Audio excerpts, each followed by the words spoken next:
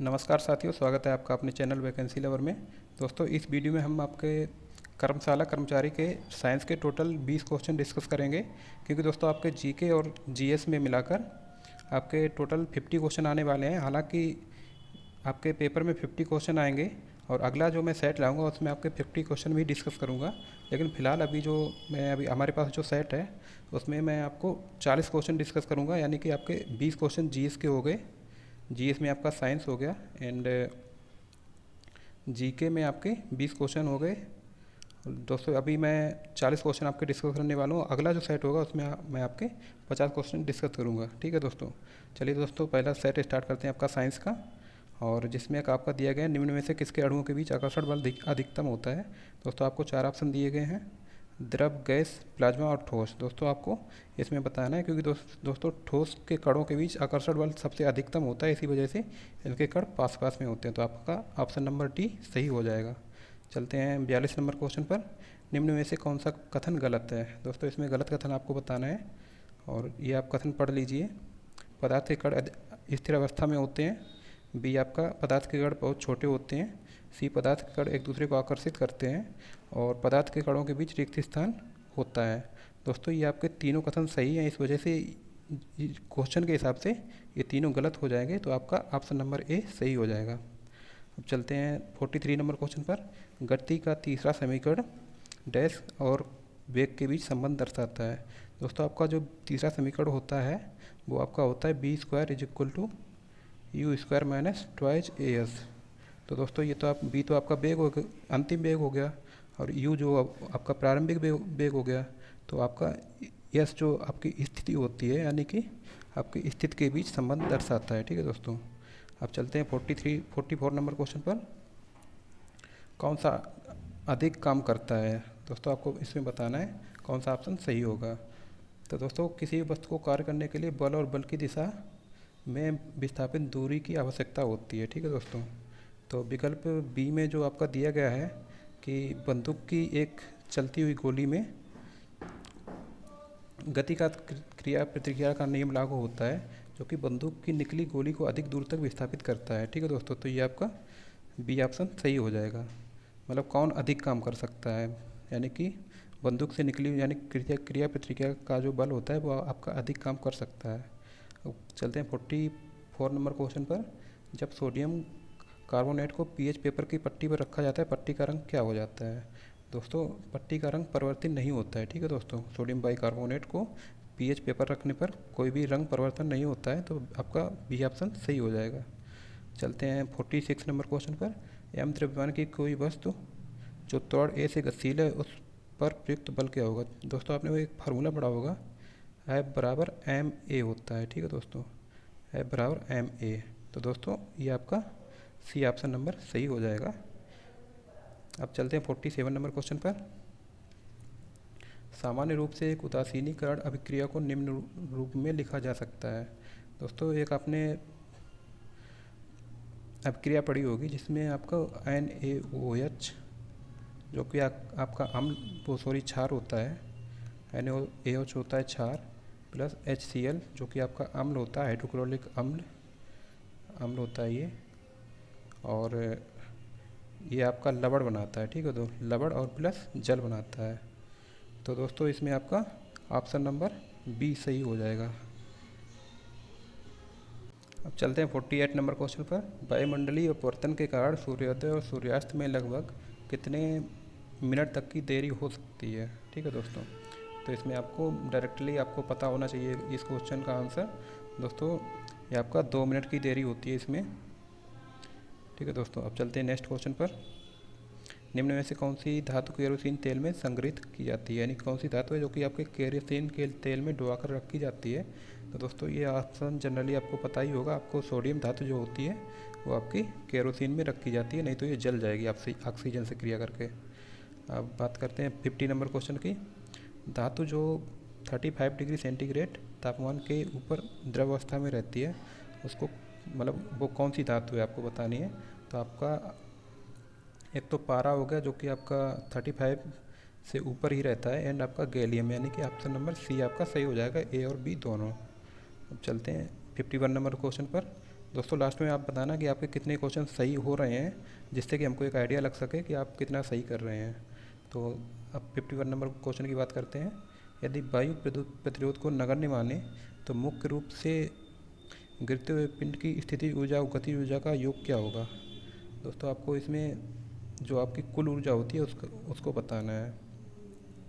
तो दोस्तों इसका ऑप्शन डी आपका हो जाएगा, यानी कि स्थिर होगी। क्योंकि अगर वायु प्रतिरोध को नगण्य मान लेंगे तो दोस्तों उसमें कोई भी ह्रास नहीं होगा, इस वजह से आपकी ऊर्जा कोई भी मतलब ऊर्जा का ह्रास नहीं होगा, लॉस नहीं होगा ऊर्जा का। ठीक है दोस्तों, आप 52 क्वेश्चन नंबर पर चलते हैं, और जिसमें आपका दिया गया है निम्न में गलत कथन को चुनें। दोस्तों इसमें आपको गलत कथन बताना है।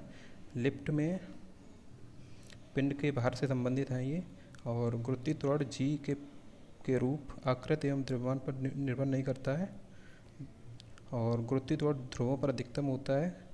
गुरुत्वीय त्वरण जी भूमध्य रेखा पर न्यूनतम होता है। यदि लिफ्ट किसी त्वरण से ऊपर की ओर जा रही हो तो किसी पिंड का आभासी भार उसके वास्तविक भार से कम होता है। दोस्तों इसमें आपको सही ऑप्शन बताना है, जिसमें कि आपका डी सही हो जाएगा। यदि लिफ्ट किसी त्वरण से नीचे की ओर जा रही हो तो पिंड का आभासी भार उसके वास्तविक भार से कम होता है। मतलब आप जब लिफ्ट में चलते हो तो लिफ्ट जब इंस्टेंटली मूव करती है नीचे की तरफ, तो आपको ऐसा लगेगा हमारा भार तो आप बचा ही नहीं, मतलब हम बहुत हल्के हो गए हैं। ठीक है दोस्तों, तो वो इसी कारण होता है, क्योंकि उसमें आपका त्वरण जो होता है वो माइनस हो जाता है। अब बात करते हैं 53 नंबर क्वेश्चन की।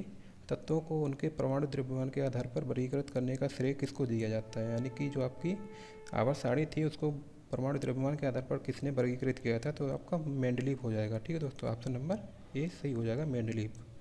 अब चलते हैं 45 नंबर को 54 नंबर क्वेश्चन पर। निम्न में से किसने इलेक्ट्रॉन की खोज की। तो दोस्तों ये तो सभी को पता ही होगा कि आपके जो थॉमसन थे, जे थॉमसन, इन्होंने इलेक्ट्रॉन की खोज की थी। तो आपका ऑप्शन नंबर बी सही हो जाएगा। अब चलते हैं 55 नंबर क्वेश्चन पर। एथेनॉल को ईथेन में परिवर्तन करने के लिए डाईहाइड्रेटिंग एजेंट के रूप में किसका उपयोग किया जाता है। दोस्तों जो आपका एथेनॉल होता है, एथेनॉल, इसका आपका डाईहाइड्रेटिंग करना है, यानी कि इसमें से आपको जल को निकालना है। तो आपको क्या करना पड़ेगा ये बताना है। दोस्तों इसमें जब आप सूर्य के प्रकाश में रख देंगे तो ये अपक्रिया करके जल इसमें से हटा देगा पूरा। तो दोस्तों इसमें आपका ऑप्शन नंबर बी सही हो जाएगा। अब चलते हैं 56 नंबर क्वेश्चन पर। निम्न में से कौन सा बायोमास ऊर्जा का एक स्रोत नहीं है। दोस्तों आपको बताना है, इसमें आपका ये लकड़ी भी बायोमास ऊर्जा में आती है, और आपका इथेनॉल भी हो गया और गाय का गोबर भी हो गया। दोस्तों ये जो परमाणु ऊर्जा जो होती है ये आपकी न्यूक्लियर एनर्जी होती है, इस वजह से ये आपका ऑप्शन नंबर डी सही हो जाएगा। चलते हैं 57 नंबर क्वेश्चन पर। कौन सा रासायनिक ऊर्जा को विद्युत ऊर्जा में बदलता है। यानी कि रासायनिक ऊर्जा को विद्युत ऊर्जा में बदलने के लिए आपका जो आपकी बैटरी होती है वो आपकी रासायनिक ऊर्जा को विद्युत ऊर्जा में बदलती है। ठीक है दोस्तों, और जो आपकी मोटर जो होती है, दोस्तों मोटर आपकी विद्युत ऊर्जा को यांत्रिक ऊर्जा में बदलती है, और जो डायनमो होता है आपको यांत्रिक ऊर्जा को विद्युत ऊर्जा में बदलता है। ठीक है दोस्तों, तो आप चलते हैं 58 नंबर क्वेश्चन पर। वायुमंडल में निम्नलिखित में से किस गैस की उपस्थिति के कारण अम्ल वर्षा होती है। दोस्तों अम्ल वर्षा के बारे में आपको बताना है। तो दोस्तों अम्ल वर्षा का कारण पृथ्वी के वायुमंडल में उपस्थित जो आपकी सल्फर डाइऑक्साइड होती है, जो कि आपके SO2 बोलते हैं इसको, और आपके iNO2, यही दोनों ऑक्साइड आपके जिम्मेदार होते हैं। दोस्तों चाहे आपका सल्फर डाइऑक्साइड हो चाहे आपका नाइट्रोजन डाइऑक्साइड हो, ये दोनों अम्ल वर्षा के लिए उत्तरदायी होते हैं। तो आपका ऑप्शन नंबर बी सही हो जाएगा। ठीक है दोस्तों, अब चलते हैं 59 नंबर क्वेश्चन पर।